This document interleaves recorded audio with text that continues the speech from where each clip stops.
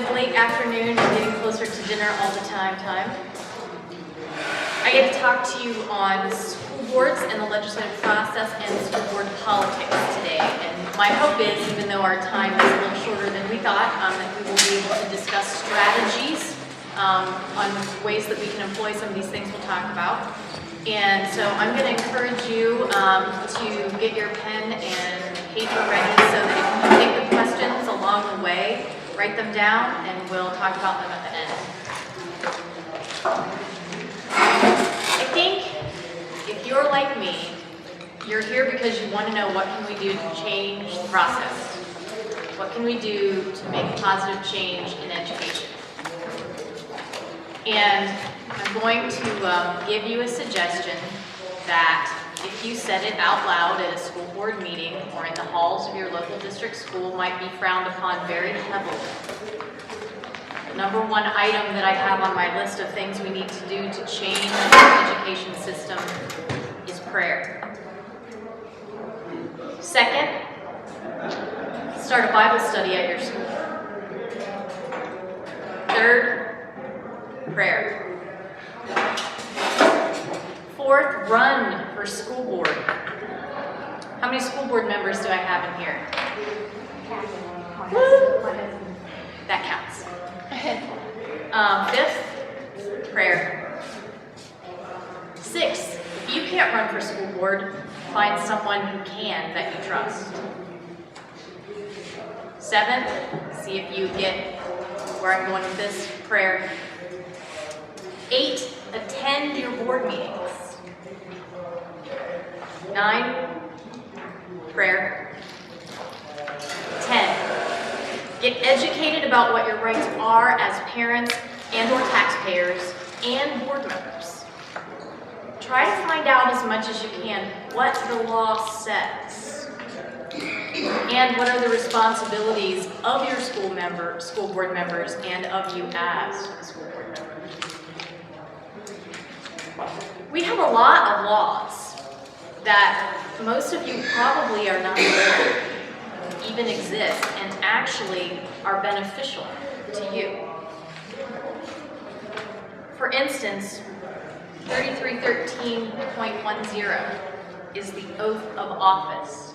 How many of you, after you won, were sworn in with an oath of office? Comes in January. Okay, if you're new, good for you.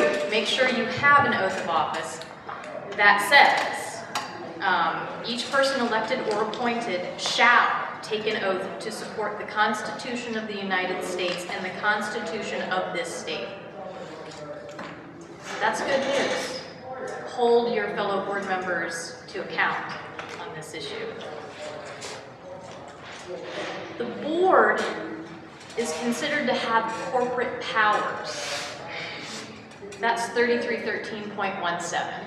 And you're saying, do I care? This is why you care.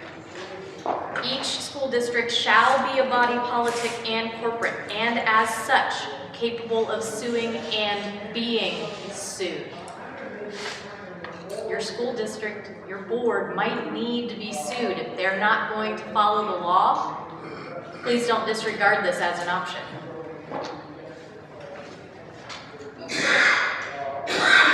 Following not long after that section of law, we come to 3313.34, which is helpful because it tells you how to sue. Process in all suits against a board shall be by summons, which shall be served by leaving a copy with the treasurer or the president of the board. So if you're thinking in your mind already, you know what, maybe the only way to change stuff here is to go ahead and sue them, just keep that in mind. You need to give the summons to the treasurer or the school board president. Here's another good one, 3313.47. The Ohio School Board Leadership Council is a dream that I had, and I had nothing to do with its creation. And I am so glad that it's here, because it is an answer to my prayer that school boards would be taught, first and foremost, who is in charge of the school. It's not the superintendent. The Ohio School Board Association would tell you that it is. But 3313.47 says each city, exempted village, or local board of education shall have the management and control of all of the public schools of whatever name or character that it operates in its respective district.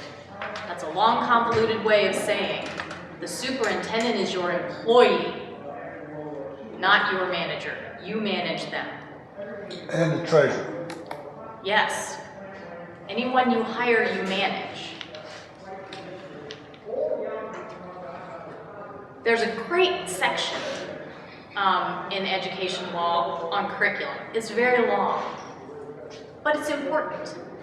It contains information about things like the requirement for venereal disease instruction and the requirement for dating violence instruction. I'm going to plug an organization right now, so feel free to write this down if you're interested. I'm on the board of Relationships Under Construction. Relationships Under Construction is a biblically based, but they never use the Bible in their curriculum when they teach it, sex education curriculum. And Relationships Under Construction, which is based in Delaware County, not only provides the sex ed and dating violence curriculum for your school. If you can't pay for it, they pay for it, and they provide the teacher. It's all about creating safe relationships and the importance of teaching kids how to value themselves, not in the touchy-feely, self-esteem way, but in the fact that God made them important. God made them significant. The website is? The website is Relationships Under Construction. Or com. com. That's really bad, I know, because I'm on the board, I should know that. But look it up, you'll find it. So they're not going to tell the kids, yes, God made you and that's why you matter. But I'm not going to lie to you and tell you, we don't hope that they'll wonder, why am I important, and seek that out. But they are going to be taught the facts about what happens if you choose to get involved in what only should happen between a man and a wife after they both say I do. They will learn the medical and the scientific details about the diseases, about the industry that tries to get them to be involved in activity before they're ready. These are things that your school would rather let Planned Parenthood do. So you have a wonderful alternative that is currently operating in public district schools in 34 of our counties, in 26 of our states, and in 6 other nations. That's how widespread and how wonderful this curriculum is. And they have statistics to show that when you use this type, Relationships Under Construction, sex ed curriculum, that what you find even in inner city Columbus schools is a drop in sexual activity, a drop in STDs, a drop in pregnancies, a drop in abortions. You can't get any better than that.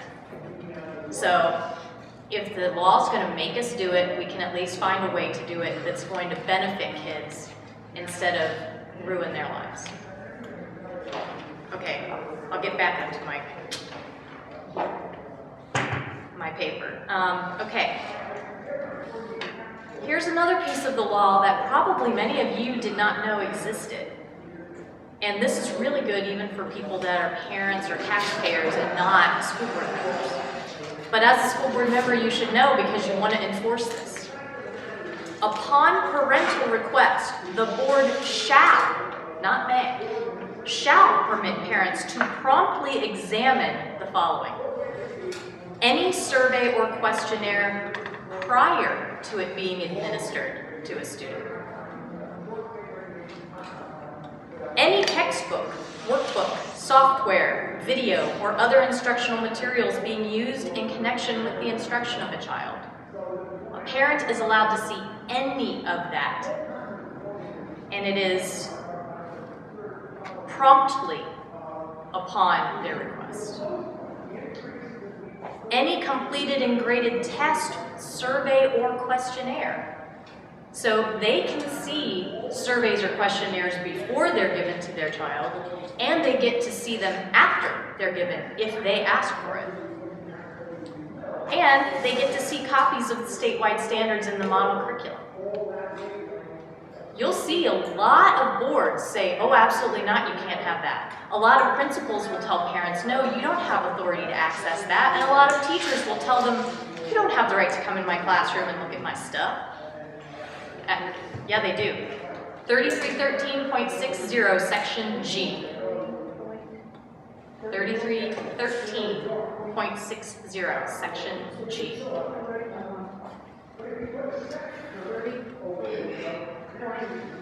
It's 3313.60. Now, Common Core, I'm just going to touch on this briefly, but we can get into it more later. You heard Representative Brenner. He's right about the law. The law says that districts can choose their own standards and their own curriculum. You absolutely can. What's the catch? The catch is called PARCC. P-A-R-C-C. It's the name of the consortium that Ohio joined with to provide the test. When you test on the standards, any school district that does not purchase curriculum that is based on the standards is foolish. I'm a charter school board president. Even I am not going to be able to stand by and say, oh, we don't need to teach our kids Common Core because charter schools can be closed. So if we don't have curriculum that matches the standards and allows them to pass the test, we're going to get bad grades on our report card. And you guys aren't going to get your levies passed. I'm going to get my school closed. That's the difference. So right now, Representative Brenner has a bill, House Bill 193. In an ideal world, Representative Thompson's bill that repeals Common Core would be passed along with Representative Brenner's bill that will give options for standardized testing instead of just the PARCC. We want choices in education, we should have choices in testing because the test is what determines your curriculum. So if we could get these guys to put them both together, that would be beautiful. If we could get the Senate to pass it, that would be a miracle. But we go back to my proposed method of enacting change. Pray. And speaking of that, 3313.601, a moment of silence. The Board of Education of each school district may provide for a moment of silence each day of school for prayer, reflection, or meditation upon a moral, philosophical, or patriotic theme. We can't and we don't want to require students to participate in this. But you do have the authority to create times like this throughout your school day. What's the ORC number for that? 3313.601. Free exercise or expression of religious beliefs. That's what its title is. No Board of Education or school district shall adopt any policy or rule respecting or promoting an establishment of religion or prohibiting any student from the free individual and voluntary exercise or expression thereof. So, no, as a school board, you can't tell everybody that we're going to pray. But the really good news is, as a school board, your fellow school board members who don't agree with you cannot tell students they're not allowed to pray. And they can't tell students that they can't wear cross necklaces. And they can't tell students that they're not allowed to have their Bible at school. You've got the backing of the law. Write it down because I do want to answer your question. Okay. You can remember. Following that, point 602A, boards shall adopt a policy specifying whether or not the pledge will be part of the school's program. Did you know that? No. You have to have a policy and it has to say, yes, we're going to say the pledge, or no, we're not going to say the pledge. If a school board decides not to include the pledge, they cannot prohibit a teacher from incorporating the pledge into his or her class time. So if you have some teachers that are on your side and they're a little rebellious against the education establishment, they cannot be punished for having their kids say the pledge. Of course, they can't force every child in their class to say the pledge, but they can still choose to do it and lead it. Oh, no one, the law says, may alter the words of the pledge. So at least we won't have our kids singing the pledge to President Obama anytime soon. I'm politically incorrect. I probably should have told you at the beginning. And I don't care. Okay, each board must ensure the principles of democracy and ethics are emphasized and discussed in all parts of curriculum K through 12. Did you know that? I didn't know that till I read through this. The board is required to ensure the principles of democracy and ethics are emphasized. This is point 602B. And when I don't give you the first four numbers, all of this is in 3313. Boards must adopt policies encouraging all employees to be aware of their role in instilling ethical principles and democratic ideals in all pupils. These are all some really awesome laws that we could use to our benefit. Boards must devote time around Veterans Day to observe it and convey the meaning and significance of it. As a veteran, I appreciate this. A minimum of 1 hour or 1 full class period. Now I'm going to go off the law for just a second to give you an example of how 2 districts that I know of do not do this and did not do this. They're not required to do it on Veterans Day, but around Veterans Day, so it's a little flexible. And a lot of board members would probably call this an unfunded mandate. Well, sometimes we have to have those because school boards aren't doing what they're supposed to because we've all fallen asleep at the wheel of holding them accountable. That's just what we have to deal with. But I live in Big Walnut School District. Our superintendent is a fellow Air National Guardsman. And in my district, they did not follow the law concerning Veterans Day. They had a short period of time devoted to a PowerPoint in the history class. It took maybe 10 minutes. That's not following the law.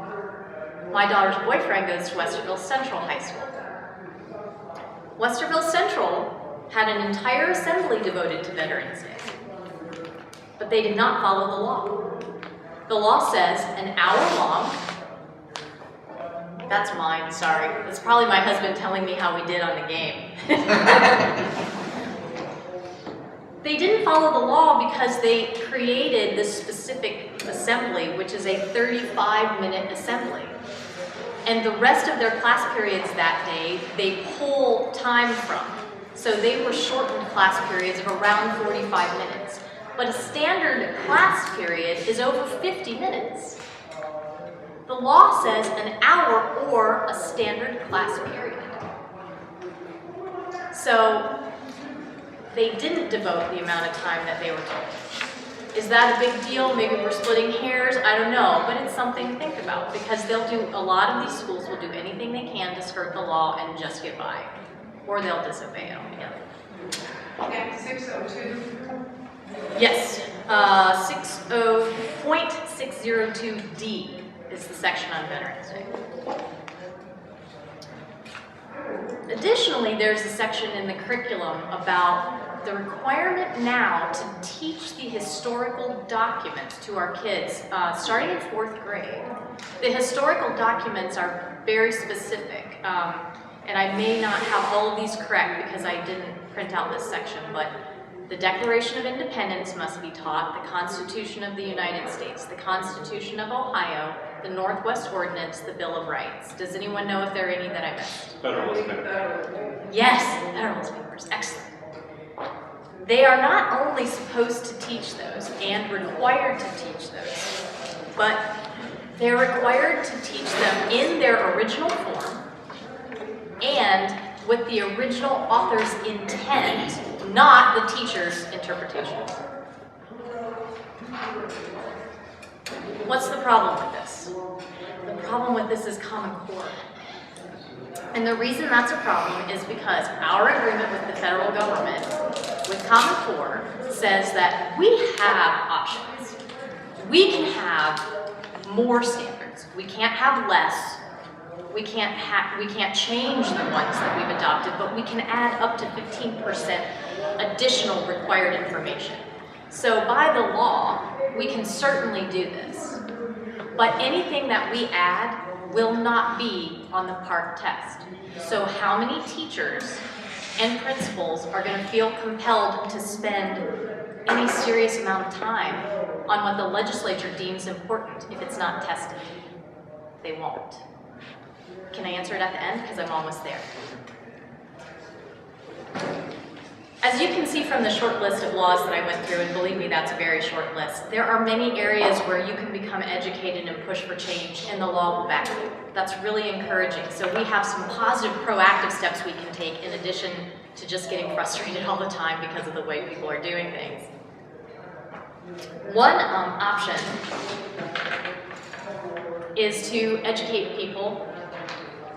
I get this email from my friend Adam in the Olentangy School District. I graduated from Olentangy, so I feel that I have carte blanche right to attack them if I so choose, which I will. The report card from the last board meeting, item number 1. 4 hockey coaches for one high school. He voted no. He always makes sure you know how he voted, 3-1. That's pretty easy. Yeah, and it's wonderful too the way he writes it. You can do it in an entertaining way. The agenda included hiring 2 individuals as additional hockey coaches for Liberty for a total of 4 coaches. What do I know about coaching hockey? Only what I learned from the movie Slapshot. However, the hiring of individuals for supplemental positions that do not exist throws a red flag. So he gives you a little information on what's happening and an explanation of why he voted the way he did. I think that's great. And then he has a little section on his opinion. So you get the facts, and then you get his view. The board voted 3-1 for tuition-free attendance for students who no longer attend the district. But they complain that they don't have enough money. Now, here comes the section that really concerns me. The board is looking to change some of their policies. They want to change their policies on teacher evaluations. But here's the one that should really concern you, because this may come up in your school board sooner rather than later. Health services, policy number 5310. This would be really good information for an article. The policy says, unless the physical examination or screening is permitted or required by an applicable state law, parents may refuse to allow the board to administer a non-emergency invasive physical examination or screening upon written notification to the board. So they're talking about health screenings, and some of the procedures can be invasive. The law actually defines what that means, which is exposing children's private parts. And this policy that they have says that a parent can say, you're not allowed to do that to my kid. His fellow board members would like to eliminate that policy so that parents have no say over whether invasive medical procedures are done on their children. I know. So you can see why having this kind of information sent out immediately following board meetings is pretty important. This is a policy they want to change. Adam is educating people in his district about it right now. They might succeed at stopping it, but we don't know for sure. Here's a sample of a couple other things they've done at Olentangy, which is why you need to know the law, and why it's really good that school boards can be sued, even though I'm on one. Olentangy voted again 3-1 to give benefits to homosexual partners of their employees. Now, I'm not here to tell you the morality of homosexuality. That's not why I'm talking to you about this. Why I'm talking to you about this is because it's an issue of law. We changed the law in Ohio by a vote of 70% that said that in the Constitution that no government or governmental entity may create any law that would give recognition to a same-sex couple that would make it similar to that of marriage. Don't quote me. But we do have a constitutional amendment that absolutely prohibits governments from providing benefits because it makes it look as if you're saying these two are a married couple. Olentangy didn't care. They don't care what the law says. They don't care what the Constitution says. They voted to do this. They put it in their contract, and they're going to be re-upping it. And the language is still there. One of the members votes on her husband's pay raises and benefits. How cool is that? And she very proudly stated it December 7th, 2012 in the Columbus Dispatch.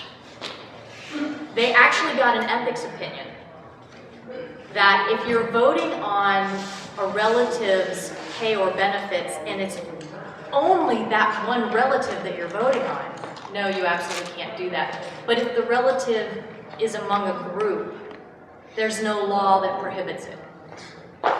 Well, Big Walnut School has a policy. We don't do everything right, believe me. But we have a policy that says that if you have any members of your family working in the school system, you may not vote on anything that affects their pay or benefits. And a grandmother had 2 of her grandkids teaching, and she voluntarily abstained every time a contractual issue came before her. Some other issues with my wonderful school I graduated from. They like to intimidate fellow board members, in particular Adam. They'll send people to follow him home at night.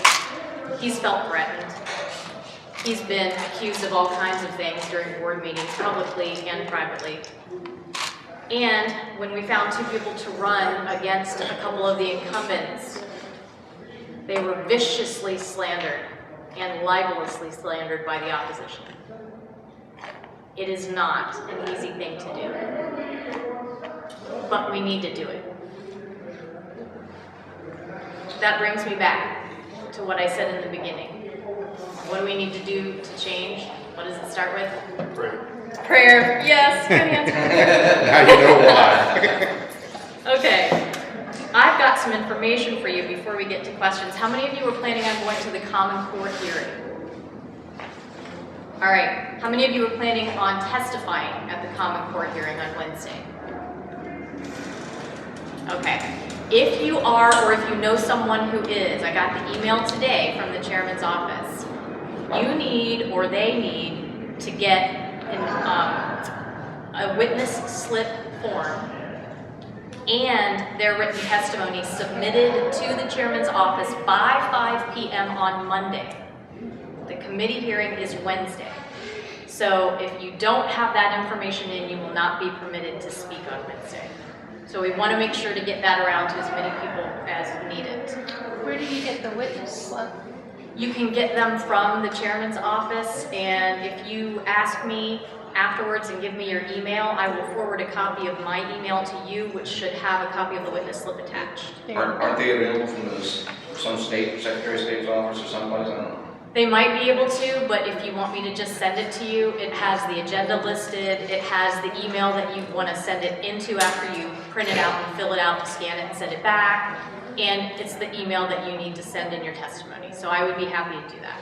Just make sure I get it. Yes? I think you can also provide written testimony that will be included to each education community member. You're absolutely correct. If you want to submit written testimony but either cannot go or don't want to stand up in front of those people, and believe me, they put their pants on one leg at a time just like you and I do, so it's really no big deal. But if you're still intimidated like I used to be, you can submit written testimony and they'll put it in their folders for them to look at. Oh, yeah, right. Some of them do. I always did that for my boss. Okay, so need to think about what you can do. And I think it'd be really, really great to talk about that. If you guys have ideas, I mean, education, prayer, education, prayer.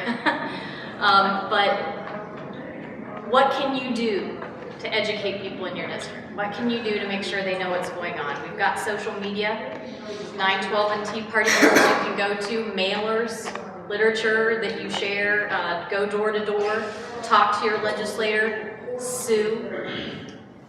We have a couple of attorneys in the room that might appreciate that word. What do you guys think? Can you come up with some other ideas of ways that you can make sure that people in your district know what's really going on?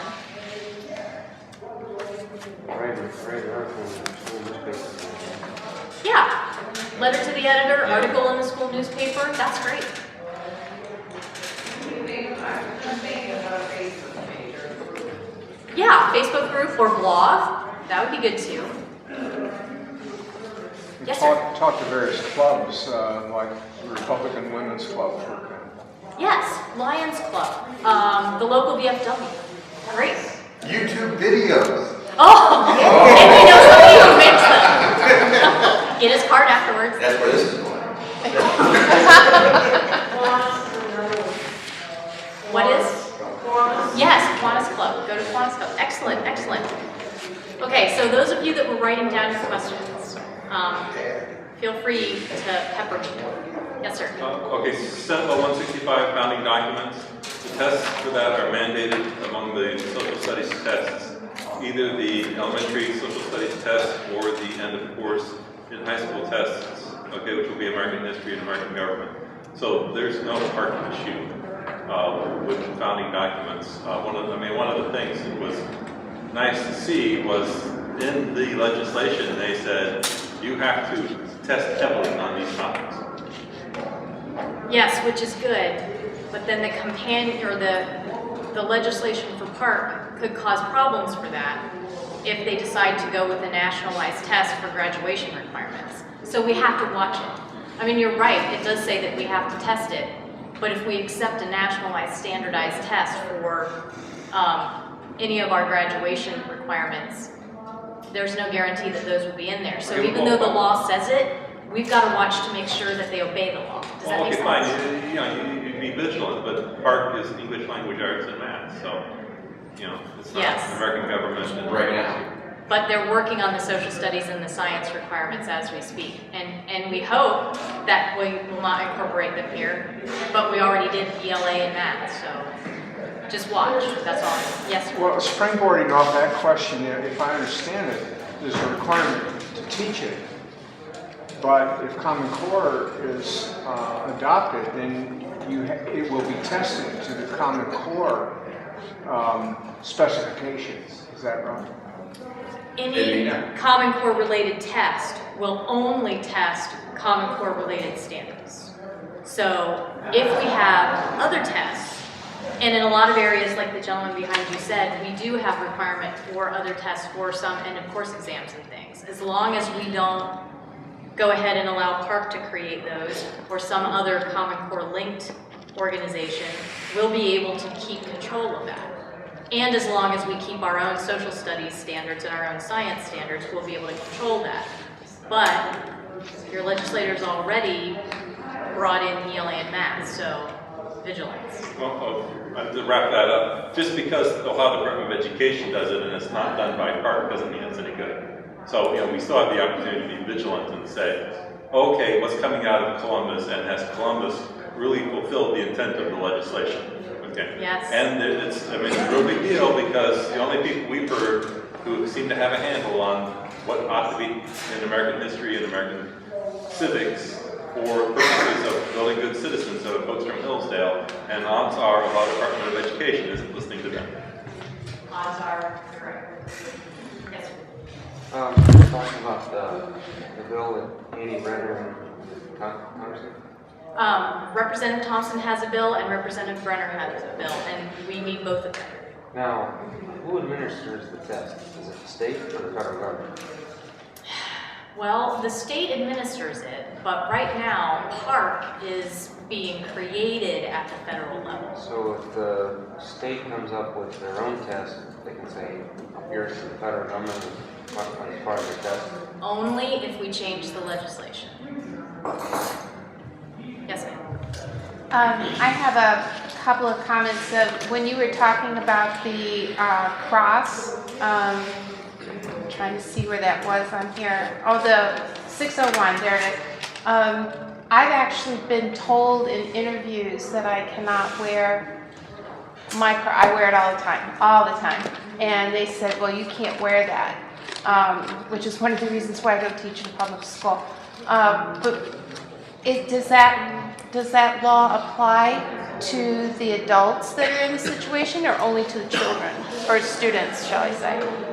That would be a better question addressed to the person who's going to be speaking after me, who's an attorney, because I'm not, and I don't want to mislead you. Okay. 601, let's see which part of 601 this was in.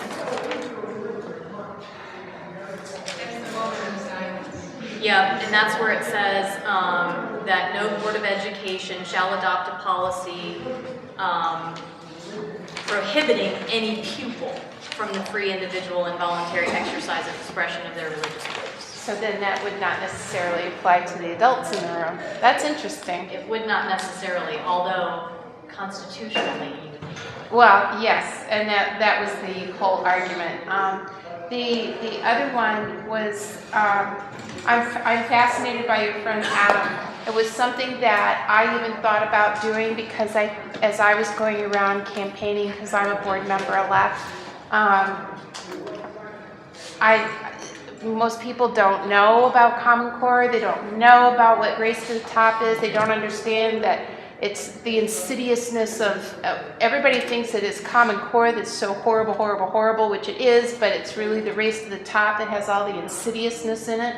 And so there was a lot of education going on as I was going around. It made me think, what am I as a board member allowed to say? Now it looks like Adam has gone off and he's doing his own thing. What is his liability in doing that? As long as he is very clear in stating, this is my opinion only, I do not speak for the board. If he makes that disclaimer, is he okay in doing this? Or will the other board, does he have a liability about speaking out and disclosing things like that? That's another really good attorney question. I've been wrong. Because he has the freedom to speak, and this is political speech, so it should certainly be protected, but... And then you've got the sunshine laws, so I'm not exactly sure how it all fits together. And all of that should be public, because what he starts with is public information, and he often will quote exactly whatever the new policy is, or whatever the resolution was they voted on, and then he'll follow it with my opinion. So, but, if you want to make sure that you're on solid ground, ask. I like your YouTube idea. Yes, Would it be, yes. would it be possible to, so come to the Common Core, go ahead and teach whatever they say, but actually teach your own curriculum with that? Expand on it, and, you can't just teach, exactly what they say, maybe incorporate more into that so you are teaching them more. Right. Well, the intention of most of the more honorable legislators, and the road to hell is paved with good intentions, we all know that, was to provide a base, a foundation, you can't teach anything below this. And so that's what the Common Core standards are supposed to be. And the idea was to just give you a springboard, and school districts that do better would hopefully gravitate towards stronger standards and stronger curriculum. The tie is always the park. If you're going to test the standards that the state board and the legislature have put in place, then you get curriculum that's based on that, not curriculum that is going to be any different, because you have a chance of not doing well on the test. It's not done, so they're supposed to be field testing some of the questions in the spring. Olentangy is a proud field testing school.